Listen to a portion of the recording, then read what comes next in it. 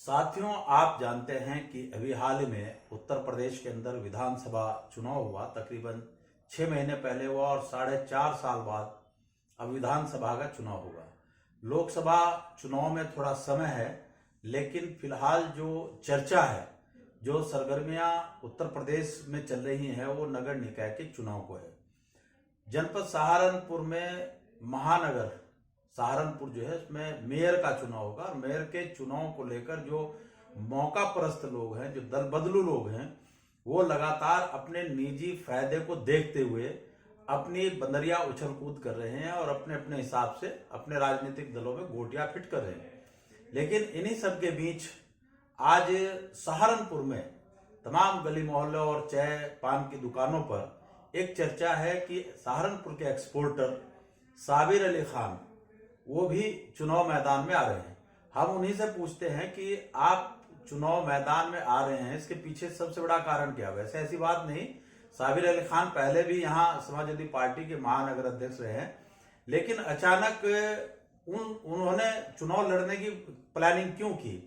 ये पता है कि एक लंबे समय से लोग उन पर दबाव डाल रहे हैं, लेकिन उन्हीं से पूछते हैं, साबिर साहब, अचानक एकदम से आपने ये क्यों किया है कि भाई मुझे चुनाव लड़ना है?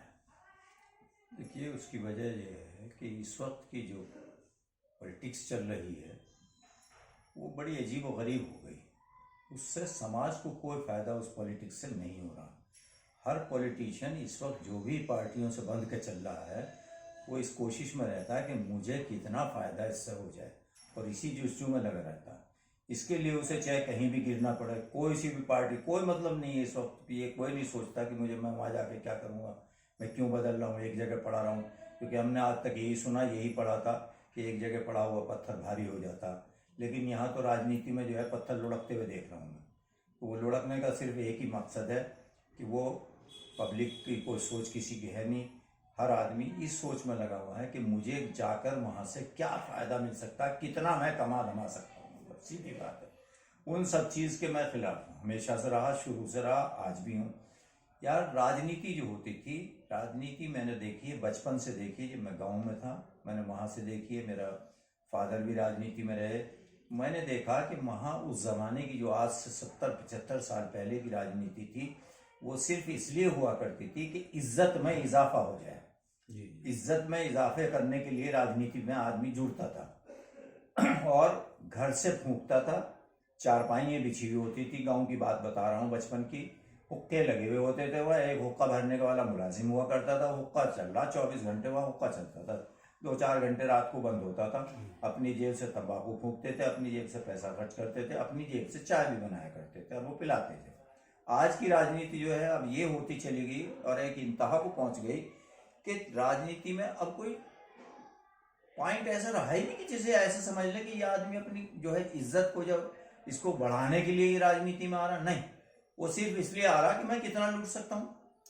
अभी आज सोशल मीडिया पे मैं एक मैसेज आपका पढ़ रहा था, उसमें आपने एक बात कही है कि जो प्रत्याशी होते हैं वो राजनीतिक दलों की विचारधारा पर थोपे हुए प्रत्याशी होते हैं। वो अब जीतने के बाद अपनी पार्टी की विचारधारा पर काम करते हैं, उनका जनता की समस्याओं से कोई सरोकार नहीं। बिल्कुल हकीकत है। जो भी जिस पार्टी का होगा वो उससे बंद कर चल जाता। अगर वो कहेगा पार्टी का जो बॉस बना दिया जाता है, जिसे मुखिया है, जिसे अध्यक्ष कहते हैं पार्टी का, उसने अगर इशारा कर दिया बोल दो तो बोल सके, नहीं तो बिल्कुल अगर उसने यूं कर दिया इशारा, खामोश। दुनिया मरती रहो, पिटती रहो। जिन्होंने तुम्हें वोट दिया, पैसे दे के तुम्हें इलेक्शन लड़ाया, उनके बारे में तुम बोल ही नहीं सकते। इसलिए मैंने किसी भी राजनीतिक दल से लड़ने का इरादा नहीं किया, बिल्कुल भी। क्योंकि मैं तो भाई हमेशा से बोलने वाला रहा हूँ, बोलता हूँ, और अपने दबे कुचले और जो हमारे दस्तकार हैं, जिनकी तरफ गवर्नमेंट कम देखती है, बिल्कुल उधर ध्यान ही नहीं जाता, उन सबको मैंने हमेशा लड़ा है उनके लिए, और उन्हीं के लिए लड़ाई करी है, और आज भी मैं उन्हीं के लिए लड़ूंगा। उनकी ही बात को मैं उठाऊंगा और बिल्कुल बेखौफ होकर उठाऊंगा, क्योंकि मेरे ऊपर किसी का दबाव नहीं होगा। इसलिए मैं तो जनता का प्रतिनिधि बनकर इलेक्शन लड़ूंगा। इसलिए मैंने ये सोचा। आपने भी जो महानगर दस्तकार विकास मंच बनाया, आप उसके माध्यम से चुनाव लड़ेंगे बैनर पे? मैं उसी के बैनर से महानगर विकास मंच, दस्तकार मंच, महानगर दस्तकार विकास मंच, जो मैंने बनाया है वो इसीलिए बनाया है क्योंकि अभी मेरे समाज के लोग शायद यही जानते हैं, इतनी ही उनकी समझ है कि यार सहारनपुर में लकड़ी का काम कर रहे हैं, इन्हें हम दस्तकार कह दें, पर वो दस्तकार कहते भी हैं उन्हें सभी, लेकिन ऐसा नहीं है। हिंदुस्तान के अंदर, मेरे भारत में हर शहर, हर कस्बा, हर गांव में 80% दस्तकार है, चाहे वो किसी भी काम से जुड़ा हुआ। अगर वो बढ़ाईगिरी कर रहा तो दस्तकार है, अगर वो कपड़ा बुनना तो दस्तकार है, अगर वो रोटी बना रहा तो दस्तकार है, क्योंकि जो काम हाथ से हो रहा है वो दस्तकार ही है। तो मेरे हिसाब से तो हमारे नगर में 80% जो है वो सब दस्तकार है। इसलिए मुझे उनकी आवाज को उठाना है और बेधड़कों को उठाना। उनके आप वुड कार्विंग क्षेत्र से जुड़े हैं, एक एक्सपोर्टर है, इंटरनेशनल लेवल पर आपका माल एक्सपोर्ट होता है, और सहारनपुर की पहचान ही दस्तकला, हस्तकला और वुड कार्विंग के नाम पर है। लाखों मजदूर, लाखों परिवार रोजी रोटी से इससे जुड़े हुए हैं। इन लोगों को संगठित करके आप जी बिल्कुल सही है। मैं हमेशा इनके लिए लड़ाई लड़ी है। हमारी इस इंडस्ट्री पे वुड कार्विंग पर सेल टैक्स लगा दिया था कल्याण सिंह जी ने, उस पर हम लोग लड़े और बहुत लड़े, और लड़ने के बाद में कामयाबी हुई, उस सेल टैक्स को हटवाया, मतलब गवर्नमेंट से हटाना पड़ा उसको, नोटिफिकेशन को अपने वापस, जबकि वो गजट भी कर दिया था, फिर भी वापस कराया हमने। और उसमें सहयोग रहा हमें अच्छी सोच के हमारे एक बहुत बड़े लीडर का, जो आज एक कोने में उन्हें धकेल दिया है, खामोशी की तरफ उन्हें अंधेरे में छुपा दिया। उस शख्स का नाम लेते हुए मुझे फख्र होता हमेशा, लाल किशन अडवाणी जी। उन्होंने हमारी मदद करी थी और उन्होंने समझा था कि ये वाकई सही बात कह रहा कि ये दस्तकारों का दर्द है और क्यों इनके साथ में इतने अन्याय हो रहा। उन्होंने कहा था कल्याण सिंह को हॉटलाइन पे हमारे सामने फोन करके कि हटाओ इसको, मैं कुछ नहीं जानता।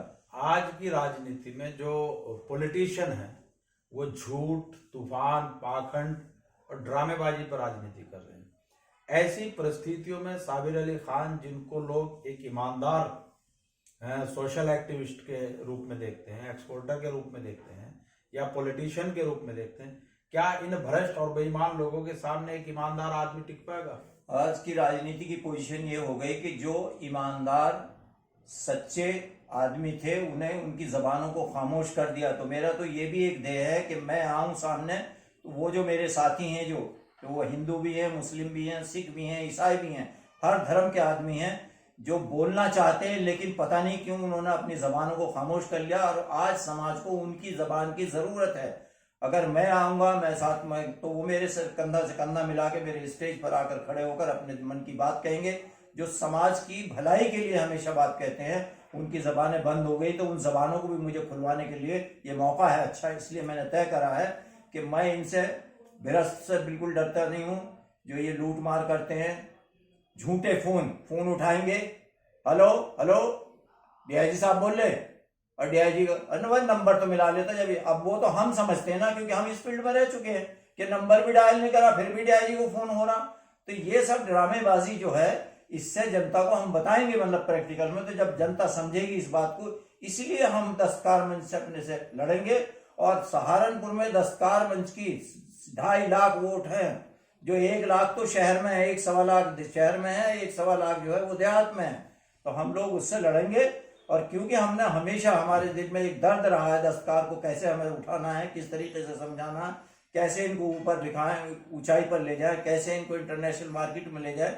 आपको हैरत होगी, मैंने अपने जेब खास से टिकट ले लेकर कारीगर को मैं यहाँ से लेके गया हूँ इंटरनेशनल इवेंट्स में वुड कार्विंग की, और वहां जाकर उनको दिखाया कि देखो दुनिया क्या कर रही है, तुम लोग कहाँ पीछे हो, क्यों हो ऐसे। तो इसके ऊपर अब मैं काम कर रहा हूँ। क्यों? वजह यह है कि मेरे यहाँ का दस्तकार जो है वो पढ़ा लिखा नहीं है, वो सिर्फ वहीं तक महदूद रह गया कि जो हमारे बुजुर्ग करके चले गए उसी लकीर पर चल रहा। मैं चाहता हूं कि मेरे यहाँ का दस्तकार पढ़ा लिखा हो, और उसके लिए मैं जद्दोजहद कर रहा हूँ। मेरे यहाँ जो यूनिवर्सिटी खुली है शाकुंभरी, उसमें मैंने खुलने से पहले लेटर दे दिया था चीफ मिनिस्टर योगी जी को कि इसमें जो है एक शोभा बनाओ दस्तकारी का। और आज मेरी मेहनत हो रही है शोभित यूनिवर्सिटी के लिए जो गंगों में है, मैं उनसे राब्ते में हूँ, उनसे चाहता हूँ कि वो भी वहां अपने यहाँ एक शोभा खोले और ट्रेंड पढ़े लिखे मतलब दस्तकार पैदा करें। मेरी ये सोच है, ताकि हम भी अपने आप को उसमें खड़ा कर सकें कि हमें जो है किस तरीके से दुनिया में ऊंचाई पहुंचा। अगर एक पढ़ा लिखा दस्तकार जो लकड़ी यहाँ लगा रहा है, जो इसकी कीमत आज 500 रुपए है, वही लकड़ी अगर पढ़ा लिखा दस्तकार अपना काम करेगा तो वो लकड़ी 5,000 रुपए की हो जाती है।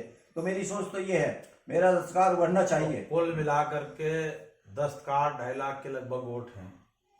तो आप जी। तो बहुत सारे ऐसे मौका परस्त लोगों के लिए सरदर्द भी बनेंगे जो सत्ता और राजनीति को अपने बाप की बपौती समझते हैं और अपने हिसाब से राजनीतिक दलों में समय समय पर कपड़ों की तरह दल बदलते रहते हैं और उछल कूद करते रहते हैं। देखिए, राजनीति किसी के बाप की बपौती नहीं बनती। मतलब ये तो एक समझाने की बात है। आज अगर मैं अपने साथियों को समझाऊंगा, जब मेरे यहाँ मैं कह रहा हूँ कि 80% दस्तकार हैं, हर शोबे में दस्तकार है, चाहे वो किसान है वो भी दस्तकार है, कपड़ा बुनना वो भी दस्तकार है, दर्जी अपनी टेलरिंग की दुकान का लेके बैठा हुआ छोटा सा वो भी दस्तकार है, मोची। तो साबिर साहब, आप महानगर दस्तकार विकास मंच जो आपका बना हुआ है उससे आप चुनाव लड़ेंगे क्या? शहर में पार्षद के जो कैंडिडेट हैं उनको भी पूरे शहर में आप चुनाव लड़ाएंगे?